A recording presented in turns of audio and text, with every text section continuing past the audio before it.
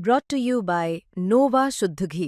जब जब खाए दिल खुश हो जाए, सदियों का नोवा शुद्ध देसी घी, सपना स्वस्थ भारत का। I love घी घी घी घी घी घी। अब ये जो भी कमी रही है तो जो दोषी थे उन्हें तत्काल प्रभाव से निलंबित किया है। अत्यावश्यक परिस्थितियां जैसे इस प्रकरण में थी तो विशेष वाहक के माध्यम से उसमें रेड फ्लैग लगा के और ये तत्काल भेजे जा सकते हैं और यहाँ तत्काल हम उसको टेस्ट की व्यवस्था कर सकते हैं। जिस वर्तमान में डीईजी का टेस्ट कंपलसरी नहीं है इंडिया में, एक्सपोर्ट के लिए उसकी आवश्यकता मैंडेटरी है कि इम्प्योरिटी की वजह से ही ये घटना हुई है। इस वक्त हमारे साथ मौजूद हैं director health services Dinesh Shrivastava जी।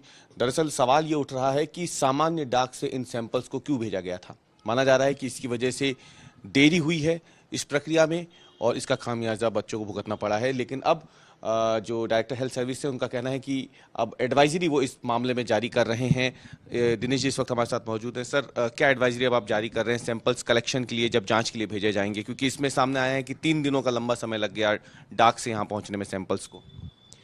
अब ये जो भी कमी रही है तो जो दोषी थे उन्हें तत्काल प्रभाव से निलंबित किया है राज्य शासन ने और उनकी विभागीय जांच उनकी की जाएगी।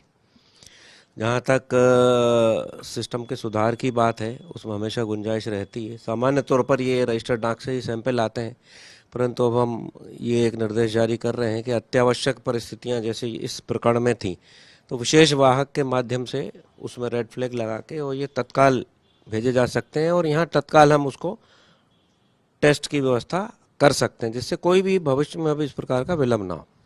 सर, आपने बताया कि अभी जो लैब की कैपेसिटी है टेस्टिंग लैब्स की मध्य प्रदेश में वो है करीब 6000 सैंपल्स की सालाना।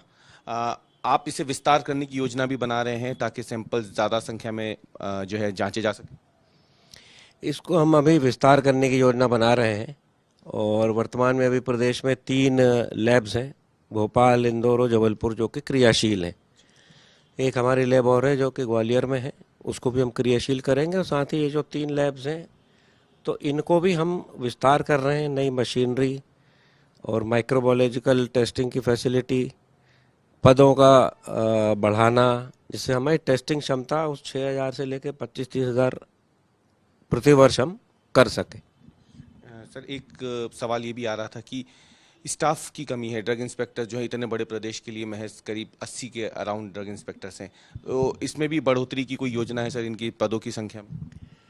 अभी ये वर्तमान में 21 में ही पद स्वीकृत हुए हैं और क्योंकि क्षमता आपकी जो टेस्ट करने की है तो उसके हिसाब से वर्तमान में पर्याप्त हैं और जैसे ही क्षमता बढ़ेगी तो इनमें ही बढ़ोतरी होगी स्वाभाविक रूप से। सर, एक बात जो है, ये जो डाईएथिलीन ग्लाइकोल पाया गया है, तो क्या ऐसा कोई पैमाना या ऐसा कोई नियम यहाँ पे जिसे लेकर के आप एडवाइजरी जारी कर रहे हो कि अभी इनको जांचने के लिए जब ये रॉ प्रोडक्ट में आता है और जब फिनिश्ड प्रोडक्ट में चला जाता है तो एक होता है फार्मा बेस्ड सॉल्वेंट, एक होता है नॉन फार्मा बेस्ड। इसमें पाया गया कि नॉन फार्मा सॉल्वेंट पाया गया, तो क्या इसे जांचने के लिए अभी नियम क्या है और आगे आप अगर नियम बदल रहे हैं या कोई एडवाइजरी आप जारी कर रहे हैं इस मामले में कुछ?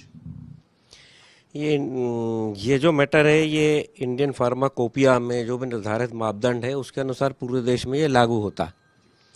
तो वर्तमान में डीईजी का टेस्ट कंपलसरी नहीं है इंडिया में, एक्सपोर्ट के लिए उसकी आवश्यकता मैंडेटरी है। अब हम ये निवेदन भी कर रहे हैं वहाँ पर कि इसको भी कंपलसरी किया जाए, क्योंकि इसी के इम्प्योरिटी की वजह से ही ये घटना हुई है। आप देख सकते हैं दिनेश जी हैं डायरेक्टर हेल्थ सर्विसेज के। एक बड़ी बात इन्होंने बताई है कि मध्य प्रदेश में या फिर देश भर में अगर देखा जाए तो जो डीईजी है यानी डाईएथिलीन ग्लाइकोल, अगर वो इस्तेमाल हो रहा है तो उसकी जांच के लिए अभी कोई अनिवार्यता नहीं है देश भर में। अगर वो एक्सपोर्ट होता है तो उसकी जांच हो सकती है, लेकिन अगर देश में कहीं वो इस्तेमाल हो रहा है तो अनिवार्यता नहीं है कि उसकी जांच हो। हालांकि जांच होनी चाहिए, लेकिन अब डायरेक्टर हेल्थ सर्विसेज जो है वो मध्य प्रदेश में वो इसके लिए निवेदन और जो आगे अपील है वो कर रहे हैं और केंद्र सरकार से ये प्रस्ताव जो है भेजा जाएगा कि देश के अंदर भी डीईजी यानी डाईएथिलीन ग्लाइकोल की जांच को अनिवार्य किया जाए, जब वो कच्चे माल के रूप में हो तब भी और जब उससे दवाई बन जाए उसके बाद भी। इसके साथ ही पदों की नई स्वीकृति भी जो स्वास्थ्य यहाँ डायरेक्टरेट है वहाँ पे की गई है, ताकि जो लैब्स हैं, टेस्टिंग लैब्स हैं, उसकी कैपेसिटी, उसकी क्षमता सैंपल्स की जांचने की, उसे बढ़ाया जा सके। कैमरामैन प्रतीक के साथ रवीश पाल सिंह, भोपाल।